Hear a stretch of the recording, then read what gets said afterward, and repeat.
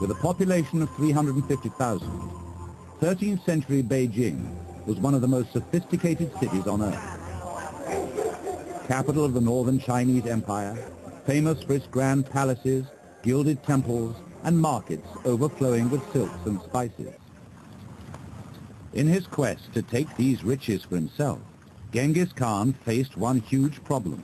Standing between him and the conquest of the city was a wall. 12 meters high and 30 kilometers long with 900 guard towers. To a nomadic army used to fighting on the open steppes, these fortifications seemed impregnable. I trained my men to attack with the speed of the wind. Now they had to learn the guile of the wolf. His first tactic was straightforward. He waited. The Mongols set up camp outside the city and stopped supplies from getting in. From Chinese engineers who had defected, his generals learned to build catapults, portable defenses and battering rams, the tools of siege warfare.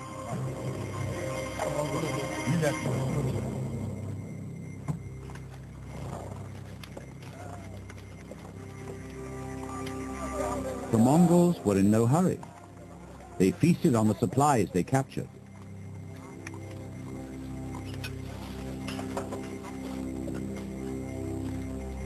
Genghis Khan turned Beijing into a prison. Within the walls, thousands starved to death.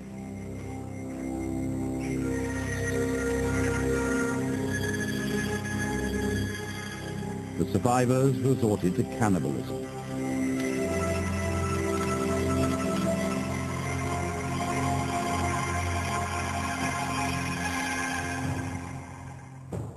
Finally, Genghis Khan's army was ready to attack.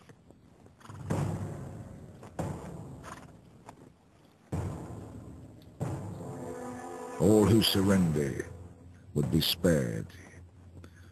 Those who did not surrender, but opposed with struggle and dissension, would be annihilated.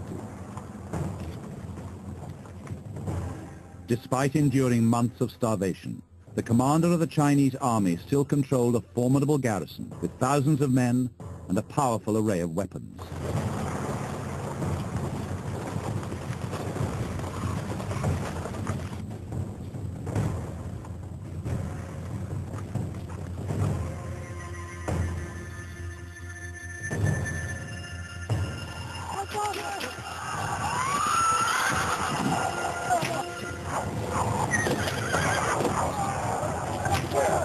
Genghis Khan knew that few in the first wave of the attack would survive.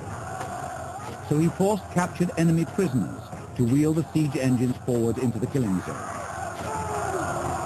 It is said that each of his own warriors was given a silk shirt.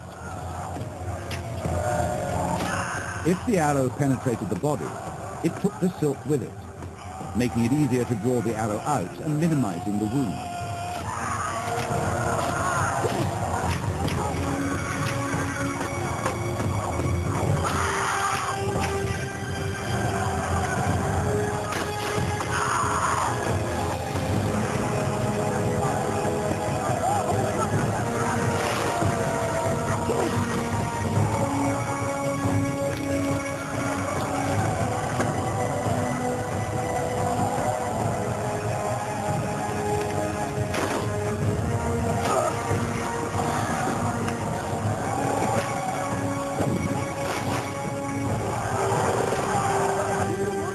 But despite the Mongols' attempts to master siege warfare, the Chinese were still much more advanced in their military technology.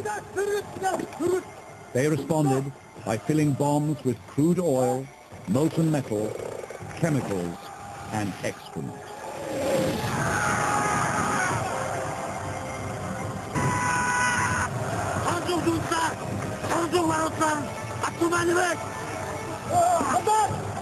Despite the ferocious bombardment, Genghis Khan ordered his men to advance to the walls.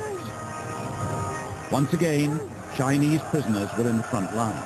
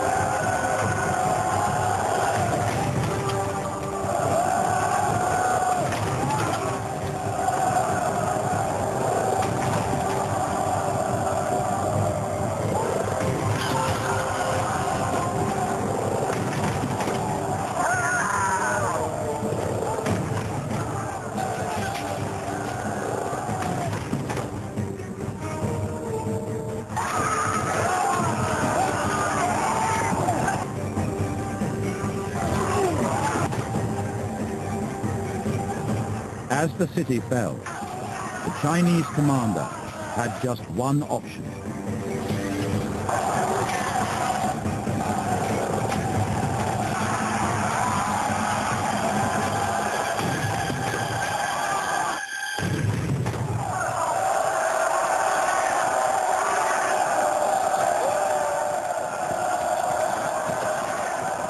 Genghis Khan was so confident of victory that he left his army to capture the city.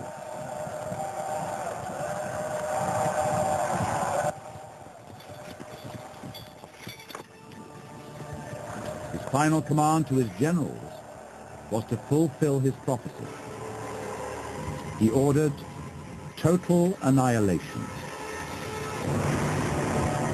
For 1 month, his army plundered, burnt, and raped. A year later, visiting foreign ambassadors described the streets as slippery with human fat. They also recorded that beyond the walls stood an entire mountain of bones. Genghis Khan's fearsome reputation grew from the destruction and carnage he practiced in Beijing. But what he now